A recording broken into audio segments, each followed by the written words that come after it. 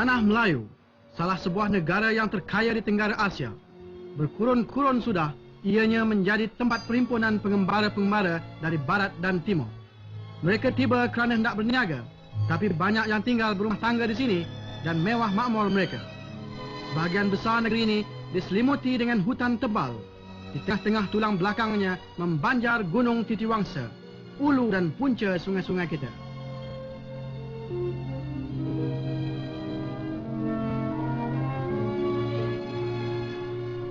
Di lembah-lembah Gunung Ganang ini ialah sawah padi yang membekalkan tenaga hidup bagi penduduk-penduduk di sini, Melayu, Cina dan India.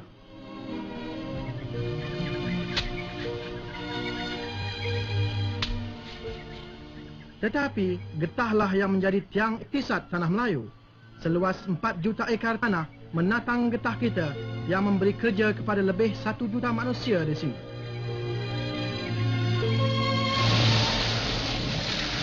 Lepas getah biji timah, 1/3 keluaran biji timah dunia datangnya dari tanah Melayu, dari lombong dan kapal koreknya.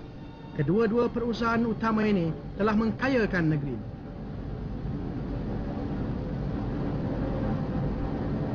6 juta penduduk tanah Melayu dari berbagai bangsa dan agama telah lama hidup bersatu, aman dan damai, memberi sumbangan masing-masing membentukkan corak rupa pribadi negeri ini. Selepas sahaja tamat Perang Dunia, waktu tanah Melayu sedang pulih kembali dari gelora penjajahan dan kezaliman, komunis Melaya mengangkat senjata hendak merampas kuasa. Mega merah komunis mengancam tanah air kita yang endah permai. Kemudian ianya meletus.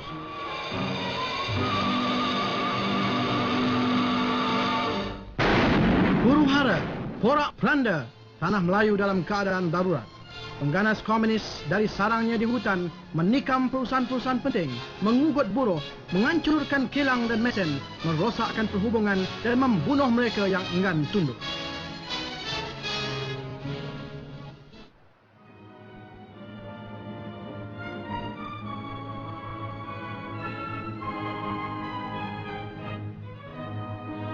Pada awal darurat, perusahaan negeri hampir lumpuh. Pengganas komunis bersorak sambil lombong-lombong terhenti kerja. Ladang getah lengang dan perhubungan berkicai.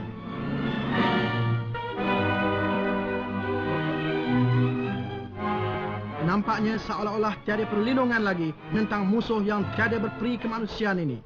Seluruh kampung menjadi abu bila penduduknya enggan menyokong dan menerima fahaman asing yang dibawanya itu. Rakyat jelatalah dari kaum tani dan buruh yang menderita, dan bahagian penduduk inilah kononnya yang mereka hendak bela.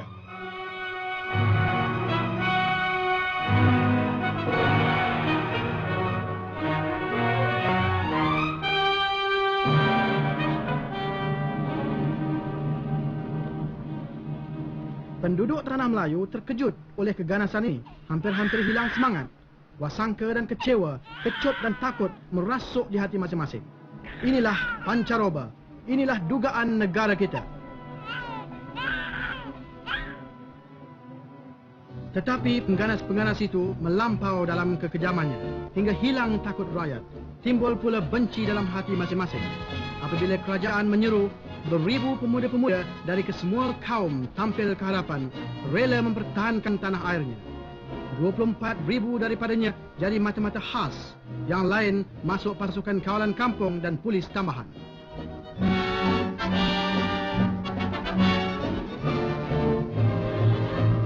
Rancangan melatih pun berjalan serta-merta. Pusat-pusat latihan muncul di merata tanah air dan orang awam pun ditunjuk cara menggunakan senjata api. Ini adalah perjuangan rakyat.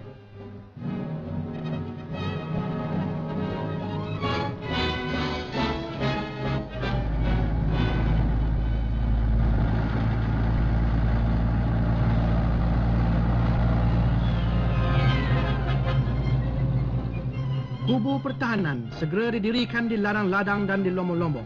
Mata-mata khas sesudah saja terlatih mengambil tempat masing-masing di medan perjuangan, mengawal tempat-tempat perusahaan siang dan malam.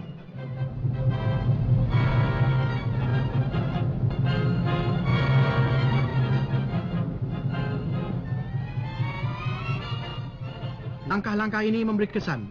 Pengganas komunis kini Teragu-ragu nak menyerang tempat-tempat yang terkawal, Lombong dan Ladang sekali lagi dapat berjalan. Hasil bertambah baik. Maksud komunis hendak melumpuhkan iktisad jatuh terhempas.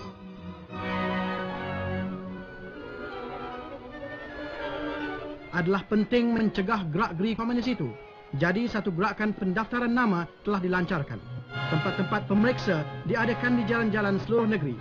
Kad-kad pengenalan yang dibawa oleh rakyat ditelitikan. Keinderaan, penunggang basikal dan yang berjalan kaki diselidik kalau ada membawa barang-barang larangan yang akan jatuh ke tangan komunis.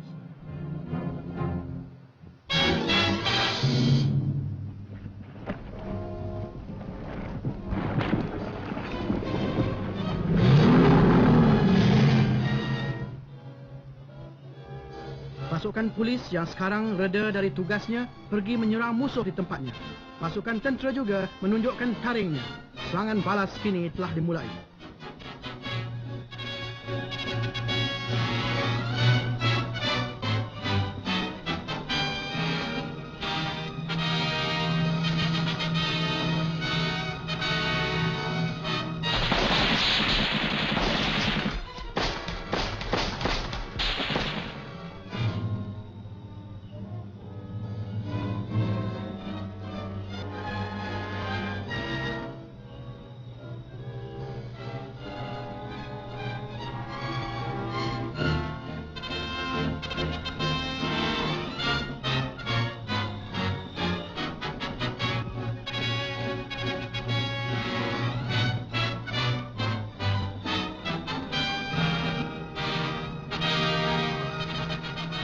Pasukan keselamatan dapat mengejar pengganas di mana-mana jua pun, tetapi tidak dapat memutuskan perhubungan mereka di luar hutan selagi soal penduduk-penduduk tanah haram belum diselesaikan.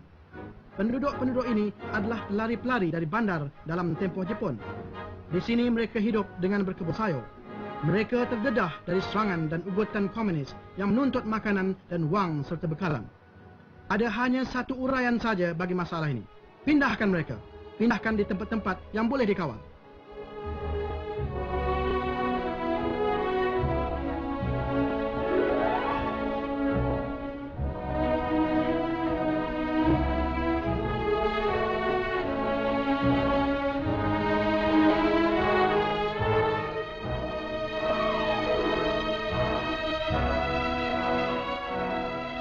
Pertengahan tahun 50, gerakan ini bertambah giat lagi dijalankan oleh mendiang Lieutenant General Sir Harold Briggs.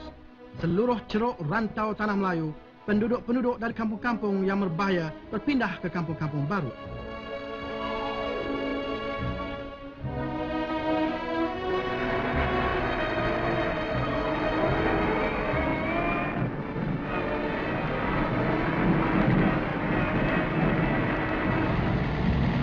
Kira-kira 1,5 juta manusia dibawa pindah. Mereka dibawa pindah dengan kereta, di mana yang boleh dengan kereta api.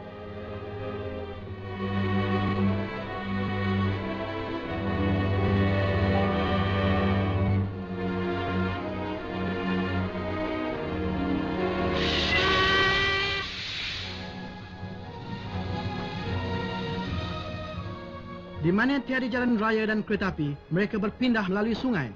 Sekalian ini berjalan mengikut rancangan.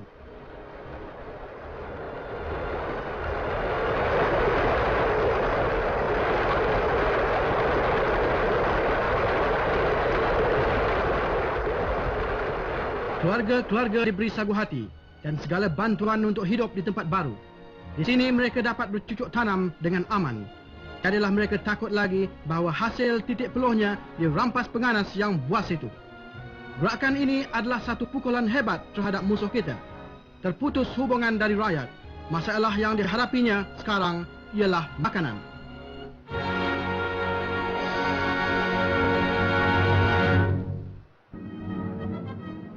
Satu tindakan membulurkan mereka telah dilancarkan dalam bulan Jun tahun 51. Makanan telah dilarang masuk di beberapa kawasan. Jagaan yang ketat telah dilakukan untuk mencegah jatuhnya makanan dan perbekalan ke tangan pengganas.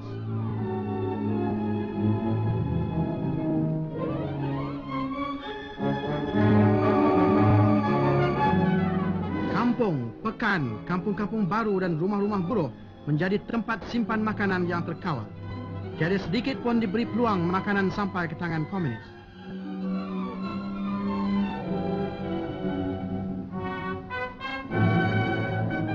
Di setengah-setengah kawasan diadakan masakan beramai-ramai di mana nasi untuk seluruh kampung dimasak dalam satu dapur yang besar. Keluarga-keluarga diuntukkan nasi secukup-cukupnya, tetapi ini mesti dimakan dalam rumah dan tidak sekali-kali benarkan dibawa keluar kawasan.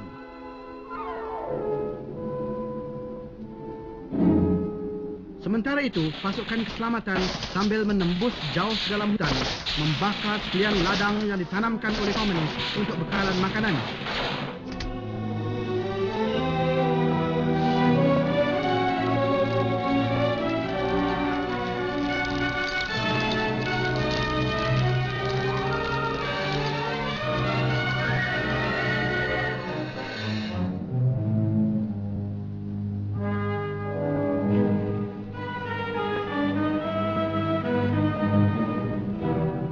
Tempat-tempat simpanan perbekalan mereka digeledah. Setengah-setengahnya mengandungi bilangan besar makanan, ubat, kain baju, bateri lampu dan berbagai perkakas yang penting.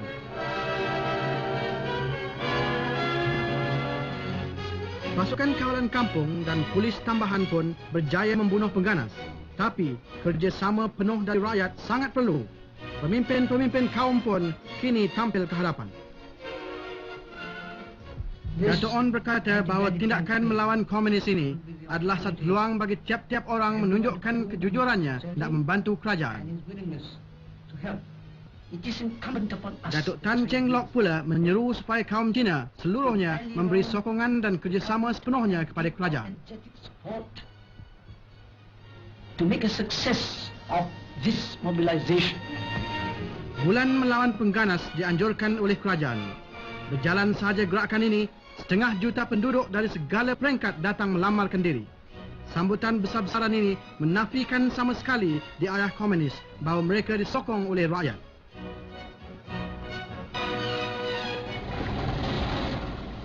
Pada bulan itu, tentera sukarela ini melegakan tugas-tugas polis dan pasukan keselamatan. Dengan itu, dapatlah mereka memperhebatkan lagi peperangan melawan komunis.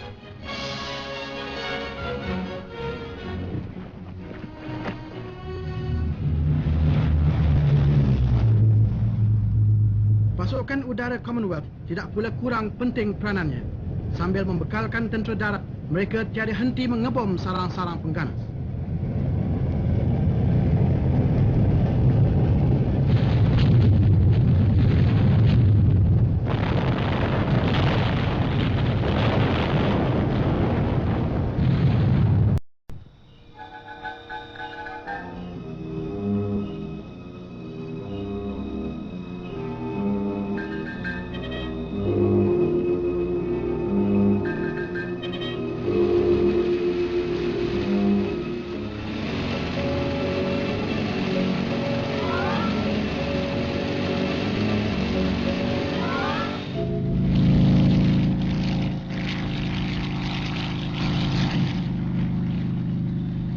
Dalam peperangan ini, helikopter didapati sangat berguna.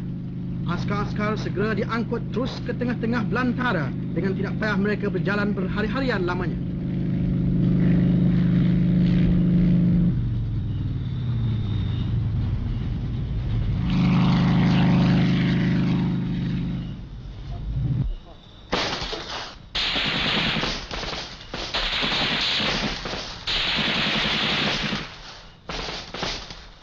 Di mana-mana medan pertempuran, askar kita segera menyerang, melumpuhkan semangat mereka.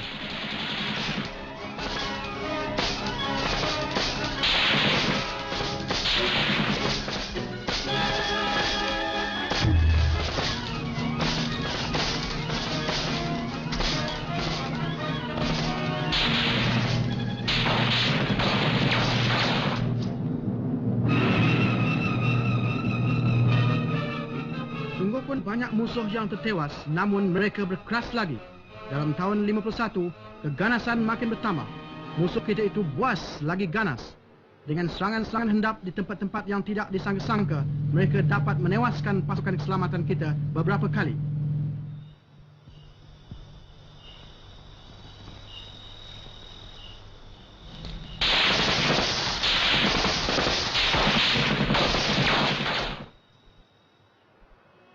Dalam tahun-tahun awal darurat, pesuruh jaya tinggi ialah Sir Henry Gurney. Waktu menjalankan tugasnya selama 3 tahun, beliau telah dipandang tinggi kerana keberanian dan kebijaksanaannya. Beliau kerap melawat di seluruh negeri, hendak memerhatikan sendiri keadaan rakyat.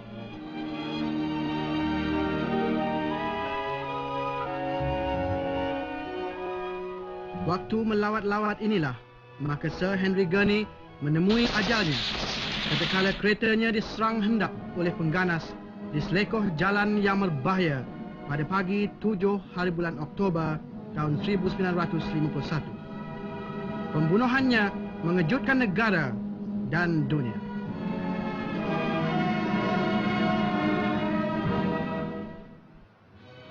Pembunuhan Sir Henry Gurney membawa perubahan baru dalam soal peperangan di sini. Awal tahun 1952, General Sir Gerald Templer telah dilantik sebagai pesuruh jaya tinggi baru.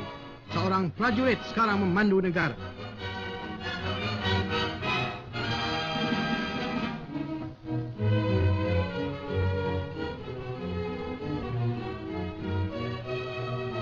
General Templer menerangkan bahawa darurat tak dapat diatasi semata-mata dengan tindakan tentera sahaja. Malah, hendaklah diperjuangkan dari segi masyarakat, iktisad dan siasat.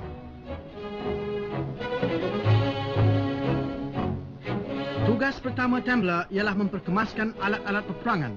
Latihan keras diadakan bagi sekalian pasukan bersenjata dalam cara-cara perjuangan di hutan.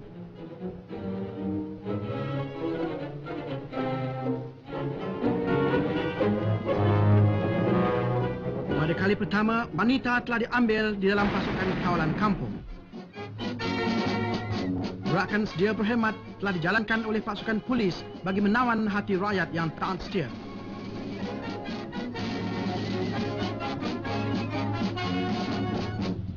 Peperangan semangat pun dipergiatkan lagi. Kapal terbang khas dengan alat pelaung suara terbang di kawasan-kawasan pengganas menyuruh mereka menahan diri. Selain daripada itu, berpuluh juta risalah-risalah ditaburkan ke dalam hutan.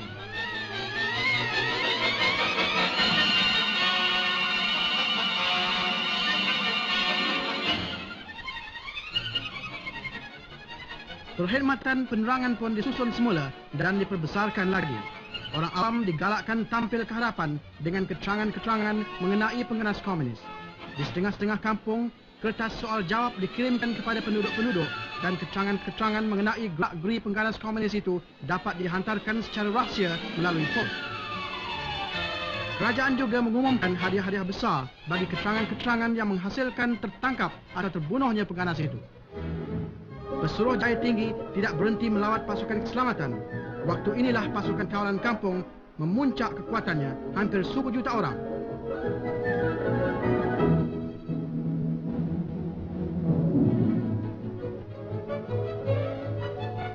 Di mana dua ia pergi, General Templer mesti bertemu ramah dengan rakyat jelata. Beliau percaya hati merekalah yang mesti ditawan jika hendak menang peperangan ini. Kampung-kampung baru menjadi keutamaannya. Di dalam sesingkat masa sahaja, General Templer memulihkan semula kepercayaan rakyat. Orang dewasa dan kanak-kanak senyum dan melambainya di mana jua ia berada.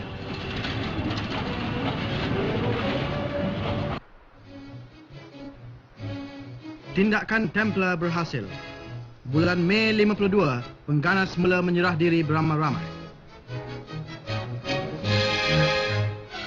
Dalam tahun itu juga, pasukan persekutuan ditubuhkan.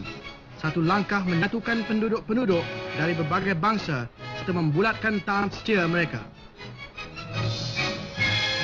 Pada waktu darurat diisytiharkan, Asam Melayu hanya mempunyai 2 batalion sahaja. Mereka inilah yang menghadap musuh dengan beraninya. Apabila keganasan komunis merebak, askar Melayu ini pun diperbesarkan menjadi 7 batalion. Pasukan perisai persekutuan yang baru tertubuh serta-merta menjalankan tugasnya meronda jalan-jalan raya. Pasukan simpanan Angkatan Laut juga ditubuhkan. Dari mulanya lagi, Angkatan Laut kita mengawasi pantai kita. Pasukan tambahan Angkatan Udara juga mulai tugasnya. Mula-mula di darat, kemudian di udara dengan pemandu-pemandu anak negeri. Membantu tentera ialah pasukan sukarela. Pemuda-pemuda ini bertanggungjawab atas pengangkutan dan menjaga keinderaan.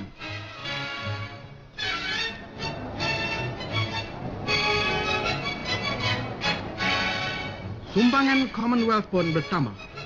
Askar-askar dari luar negeri, dari England dan Australia, dari Fiji dan Afrika, tiba menyokong perjuangan kita.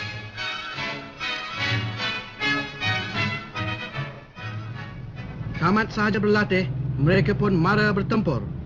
Tindakan bersama kerap kali dilakukan. Ini adalah usaha serentak oleh kerajaan, pasukan keselamatan dan rakyat.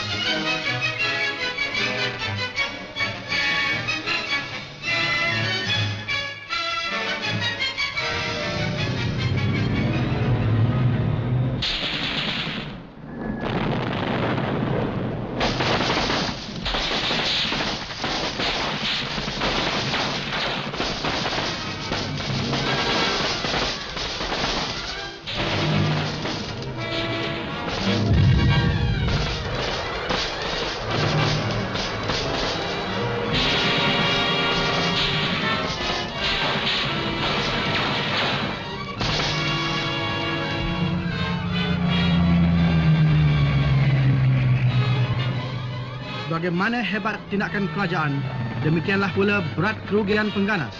Dalam tahun 52-53, pasukan keselamatan menewas kira-kira 3,000 pengganas.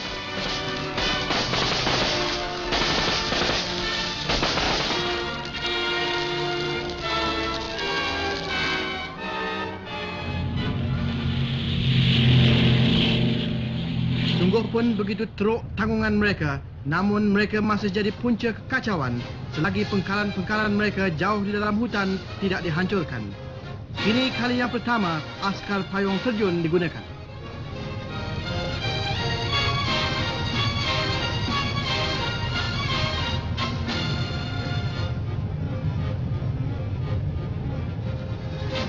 Kerja utama ialah berhubung dengan orang asli dan tawan hati mereka. Jauh dari tamadun, mereka ini menjadi mangsa yang senang bagi pengganas-pengganas itu. Tetapi apabila terjamin dirinya daripada serangan dan ugutan pengganas, mereka pun memberi kerjasamanya dengan kerajaan. Mereka membantu pasukan keselamatan membina kubu-kubu hutan. Kubu-kubu inilah yang mematahkan tulang belakang musuh, kerana mereka tiada lagi dapat perlindungan hutan dan bantuan dari orang-orang asli ini.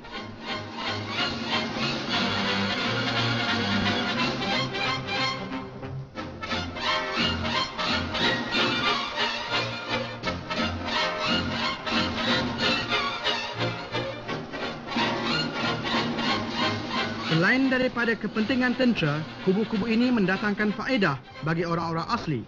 Sekolah dan perbekalan ubat diadakan untuk mereka. Makanan dan bekalan dikirimkan melalui udara supaya tiadalah lagi mereka membuat kebun yang kerap dirampas hasilnya oleh pengganas.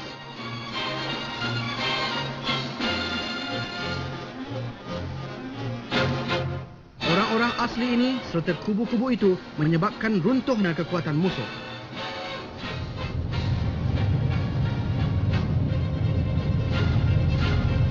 Seluruh darurat, perbekalan diturunkan dari udara supaya dapat askar-askar menembusi hutan, kadang-kadang berbulan lamanya.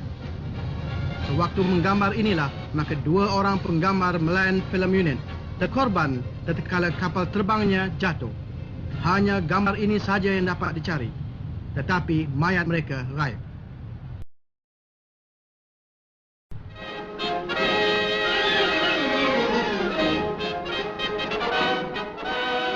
Apabila keadaan bertambah baik, segala sekatan pun dilonggarkan. Rakyat perlu dibebaskan dari cengkaman darurat.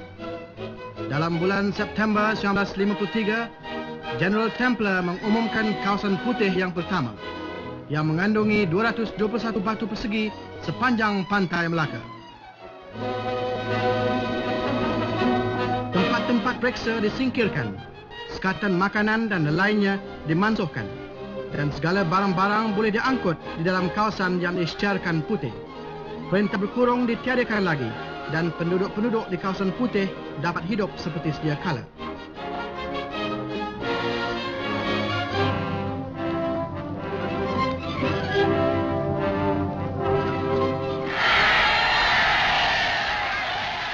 General Templar telah berjaya dalam cara tindakannya.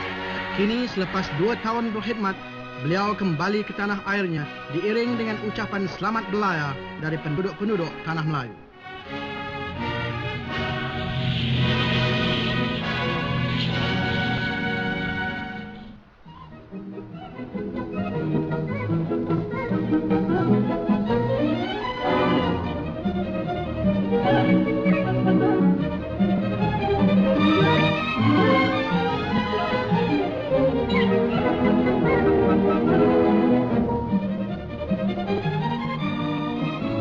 Tanah Melayu telah selamat menempuh ujiannya yang sengit.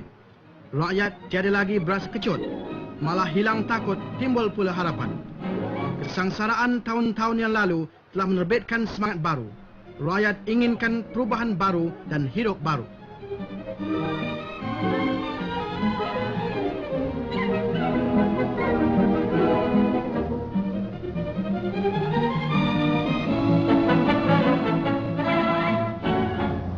Lembaga Kemajuan Kampung dan Perusahaan telah ditubuhkan untuk membantu penduduk-penduduk kampung. Gerakan kerjasama licin berjalan menentukan pendapatan yang lebih bagi pekebun-pekebun kecil.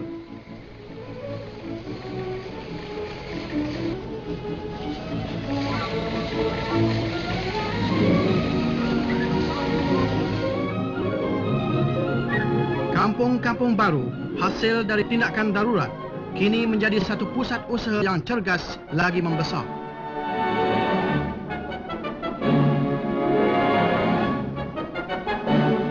Di lapangan Siasah, pahaman komunis ditiwaskan dengan diadakan pilihan raya majlis tempatan. Di luar bandar, di kampung baru dan pekan-pekan, penduduk Tanah Melayu ditunjukkan cara demokrasi dan menggunakan haknya mengundi pada pertama kalinya.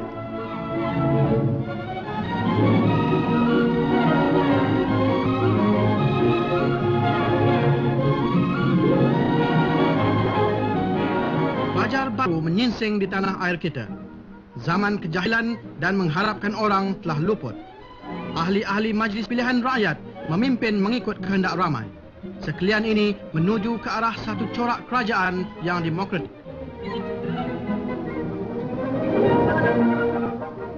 Pilihan raya yang pertama pada tahun 1955 adalah satu kemajuan dalam perkembangan siasat. Satu-satunya yang menarik dalam peristiwa negara ini ialah percantuman 3 buah parti siasat yang besar, mewakili segala kaum. Dalam kempen pilihan raya, parti Perikatan ini melaungkan merdeka untuk Tanah Melayu sebagai semboyan perjuangannya.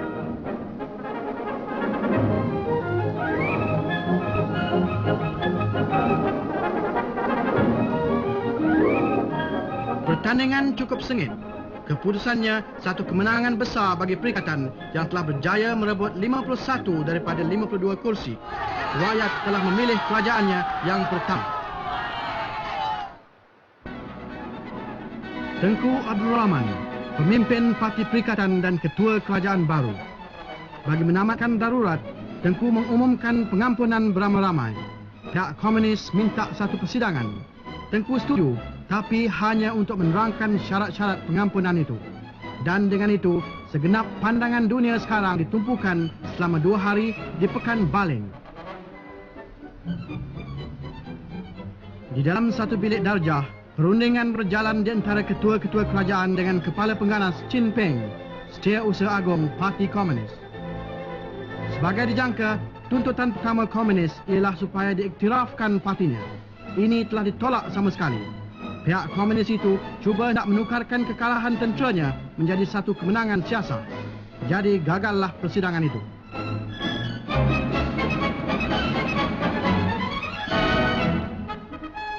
Lepas itu, Tengku menerangkan bahawa pihak komunis itu bersetuju hendak meletakkan senjata apabila Tanah Melayu tercapai merdeka.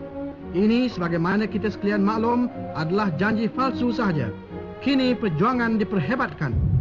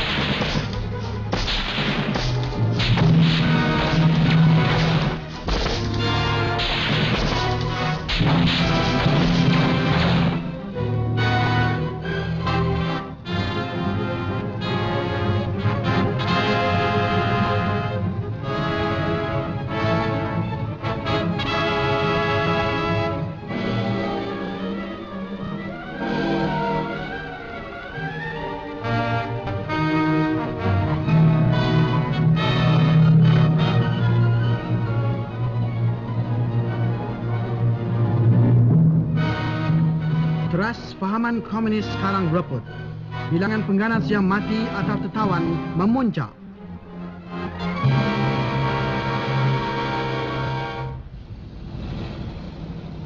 Sementara itu, tindakan tentera mara kesempadan negeri Thai. Di Betong, Tengku berunding dengan General Pau, Ketua Polis Thai.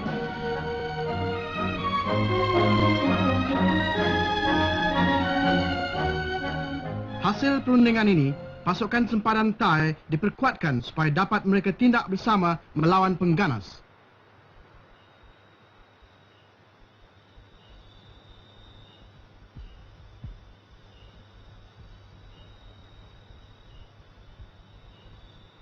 Awal tahun 56, Tengku terbang ke London untuk berunding.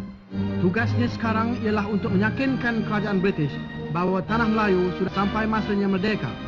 Tengku berjaya. Beliau diberi jaminan bahawa kemerdekaan penuh akan diberi dalam tempoh 18 bulan. Ini adalah 2 tahun terawal dari matlamat.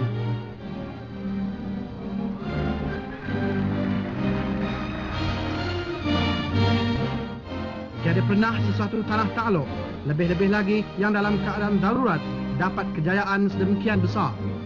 Tengku telah membuat sejarah dengan kemenangannya.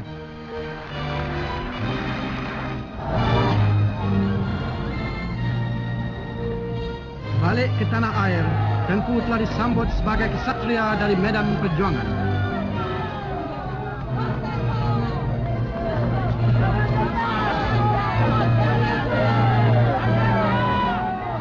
Negara Hang Tuah telah dipilih sebagai tempat pengisytiharan Tengku. Berseru kepada rakyat supaya bersabar, beliau berikrar, atas korban dan taat tuan-tuan, saya akan membina negara tanah Melayu.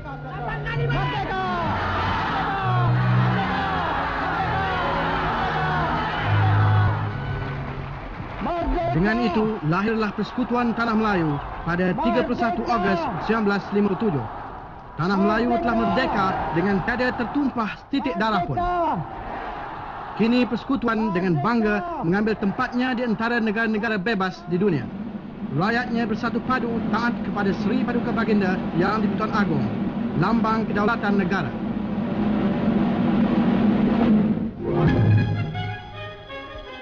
Sejurus kemudian, Tengku mengumumkan tawaran merdeka bagi pengganas menyerah diri.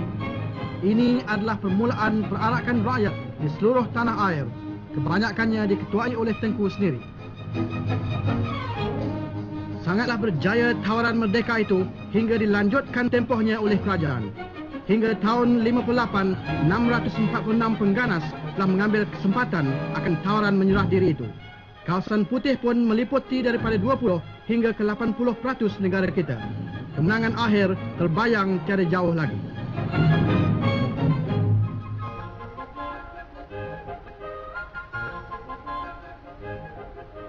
Bergandengan dengan peperangan darurat ialah perjuangan masyarakat dan iktisad untuk kemajuan negara. Rancangan 5 tahun telah dilancarkan. Yang penting ialah melaksanakan dasar pelajaran yang baru untuk menyemaikan semangat kebangsaan dengan menggunakan bahasa Melayu sebagai bahasa kebangsaan.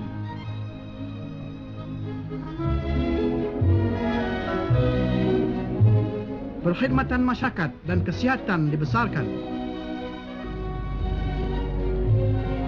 Banyak lagi tanah dibuka untuk menanam getah. Rancangan menanam semula pun berlangsung.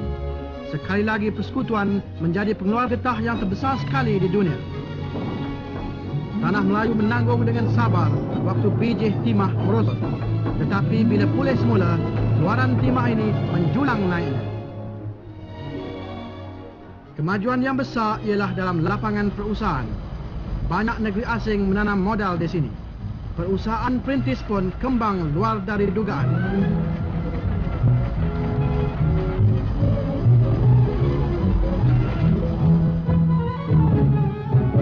Perumahan di Tanah Melayu pun menakjubkan.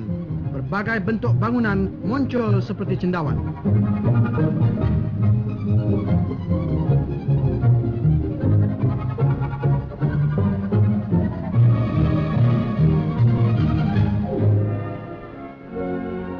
Keutamaan telah diberi pada rancangan pembangunan luar bandar, tempat tinggal kebanyakan penduduk-penduduk tanah air kita.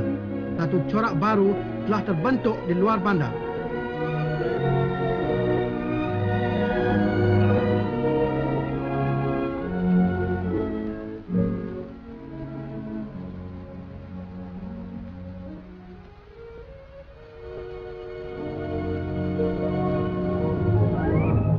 Pilihan raya parlimen adalah kemuncak pengolahan siasat negara kita. Teras demokrasi ialah kebebasan memilih kehendak hati. Rakyat Tanah Melayu telah dikehendakkan sekali lagi menentukan nasib mereka dan mengendalikan sendiri bahtera kerajaannya.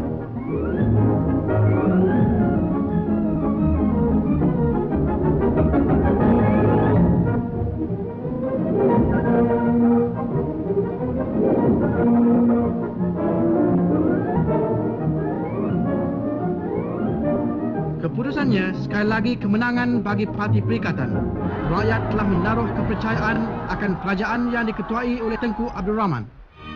Dalam bulan April 1960, Seri Paduka Baginda Yang di-Pertuan Agong dalam ucapan titahnya kepada Parlimen menyampaikan berita yang ditunggu-tunggu kian lama oleh rakyat.